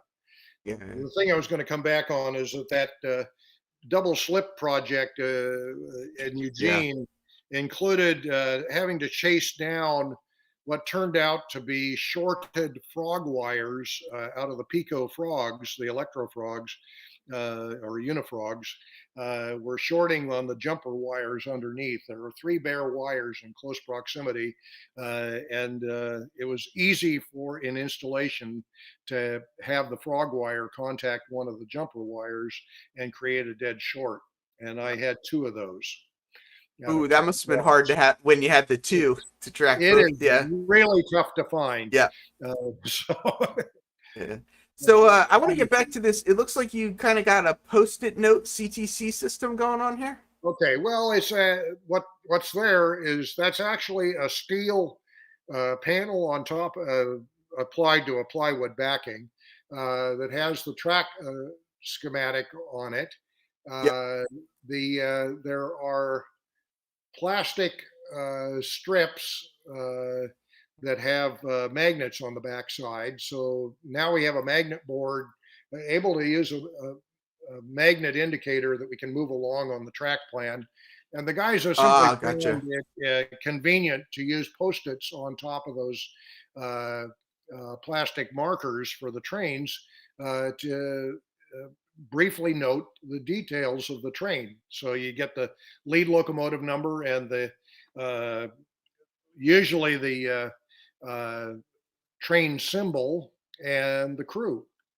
So dispatcher, just in glancing real quickly, can see who it is rather than looking down at the train sheet. Can quickly see who it is that they've got to talk to. Yeah. And, I'm a huge fan of post-it notes. They're everywhere, and yeah, like you said, the different colors and everything. Like it just makes organizing things just yeah. so much easier. In this case, blue means it's railroad eastbound, and orange means it's Uh, railroad westbound. And on the gotcha. SP, that means westbound milepost 0, extreme west end of the railroad, was headquarters at San Francisco, the ferry building, basically, in San Francisco. Yeah, yeah. And everything else was east of it. So in Oregon, it gets all screwed up because there are a lot of places that, other than the 5 miles of a big S curve in the middle of the Cascades, uh, geographic east is railroad west on the Cascade line. Of course. I like Lynn McCurdy has this comment here. My club has 3 NASA engineers, and we still have wiring issues. Yeah. One of Yeah. the members of the modeling community, Vinny BNSF 6951, was chasing around a short for weeks, and best I can tell, he no longer has a short, but he has no idea why. Ah, that's a terrible condition to be in. So yeah, it's shorts are a tough one. Shorts are definitely a tough one, especially how to lay out your size, right? I mean, that's. Yeah. Did Yeah. you build it in? Did you build it in sections, or did you Well, kind of like do all the track and then all the like? Was it a? it's kind of sort of it because I was up against the deadline, 3 years to get the main line done. It has the appearance that I actually built it all completely before we started operating. That's actually not true. About Ah, 2 years into the operation or into the construction, I had completed the basic Eugene depot area, including my classification yard, uh, and Springfield and Oak Ridge. So this is all on the Serpentine Central Peninsula of the railroad. And I began trial operations with four of the guys. And in fact, Rick here in the right lower picture that is serving as dispatcher, was one of that crew. Dave, who was in the picture above, was another one of that crew. By the way, that's Tom Dill, whose back is to us, as the other one in the upper right-hand yeah. corner photo. Uh, but I had four of the guys out of the Clackamas Club who eagerly volunteered to come in and help me shake this thing out. And I'm really glad that I did that, because I had to modify construction technique that I was applying to my fast tracks turnouts. That became obvious just by having other people operating the railroad. Basically, it's that you can't, just as you can't proofread your own writing, you really can't do a full test on your own construction. Yeah. Yeah. You really need to have objective, independent people come in and test for you. So I did that, and we began operating, and that helped bring a lot of things about the railroad into reality. Then from Oak Ridge, the construction of the mountain part of the railroad took place over the next year, and it was just crunching along as best I could. It was not particularly tested by anyone other than me over that construction period. I actually built the upper level staging uh, before I built the lower level staging, because I had to elevate it. Um, Yeah. I don't think I've got a good picture of that. Well, I do, but it's too long to get back to that photo, how it overhangs the other. Well, I may try it here. Uh, Yeah, Bill, we got about 5 minutes left. yeah, I do want to stop at 8 o'clock my time, but you're welcome to keep finding that photo. But I was just wondering in the it's last right like, here. This is oh, it. okay, So if you look there, you'll see on the upper left there's an upper level of railroad that's suspended from the ceiling, and that had to be built and raised before the lower level was built. Mm. And Is that a turntable I see on this 1984 layout? yep, and that turntable still exists in Eugene. Oh, it does. Oh, Yeah. wow. Okay. So it served continuously there. So it absolutely belongs on the railroad. And one of these days, I'll actually continue on the construction of that. But kind of the next step is that I've got to at least create the base for the roundhouse. Also Oh, yeah. existing as the roundhouse, or at least a piece of it. So Oh, that's cool. Yeah. So it's not obviously not in use anymore, but the structure and everything still exists. well, I use it as there was a roundhouse, and right behind it was the machine shop that did at least fairly major repairs on locomotives in both steam and diesel eras. So that's still being used by Corp, Central Oregon and Pacific, which is the short line that took over the Siskiyou line, which goes Eugene down through Roseburg, Medford, Ashland, and eventually reconnects to the SP main line at Weed, California, Black Butte, actually. But they used it for at least a little bit of their locomotive maintenance. Does anyone have any final questions for Bill? And Bill, is there anything? So going from not having enough space to all of a sudden having like dream space, is there any words of wisdom? Yeah, there's a real surprise when you've been a very active prototype modeler, and I think I can fairly describe myself that way. I had the good fortune to interact with and know Gordon Cannon, who made those marvelous guys for diesel parts.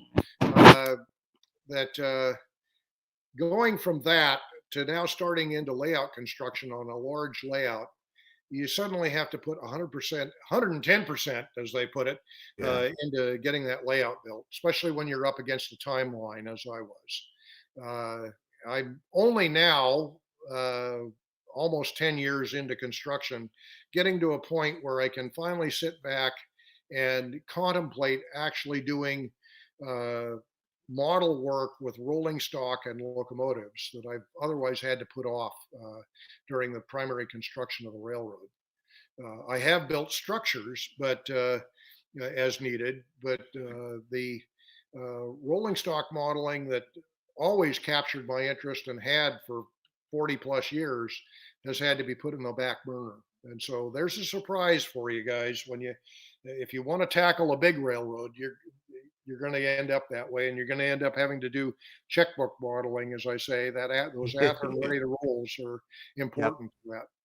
But I have to ask this just because this is my dad, and he's actually still down near Princeton. Is the Rocky Hill Club still in existence? It is. I actually have reconnected with them in the last few years, and I get a regular weekly newsletter from them. Several of the folk that I knew even 50 years ago when I was there are still with that club. So Awesome. It's been an interesting experience that way. One last thing I do want to ask you. I know, we met through the NMRA. The convention's coming up on July 6th. $49 for 80 hours of content. There's also going to be Zoom meeting rooms. There's going to be a YouTube kind of side rooms. So if anybody from YouTube wants to come hang out, but there's going to be a lot of interaction, not just clinics. But Bill, I know you showed some slides from your clinic, but can you just, if people come, like what kind of what other stuff is there? Well, there certainly is a healthy layout design element that is very similar to, although without the physical label to meet, but they're doing the best they can in a virtual environment to recreate what has been a successful pattern at national conventions for some time. Frankly, a very major core of the layout design SIG is located right there in the South Bay and is our hosts to this convention. There will be other breakout room discussions that will be possible, again in the same fashion as other conventions. They're really trying to set up for the interactions that typically take place in the hallways or in the official SIG room, as it's known at a national convention. Conventions nowadays always have one of those, at least one of those. And they're trying to cater to that. I'm not quite certain yet what they've done for the Rail Prototype Modeler group, but that is usually carried under the same banner as the rest of the special interest groups.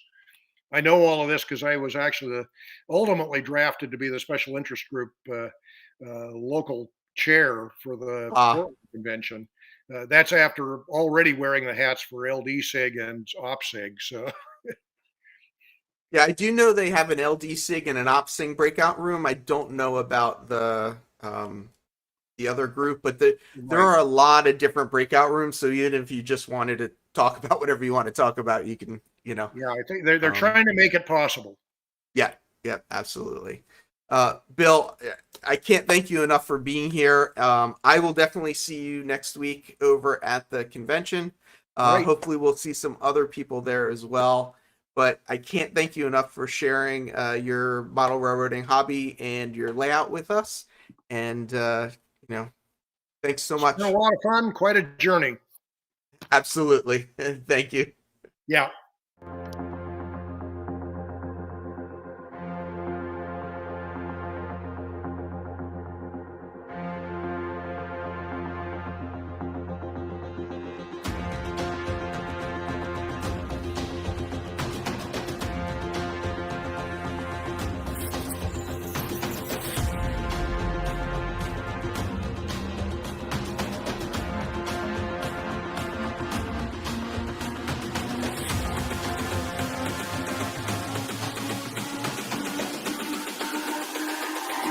It's all about humanity.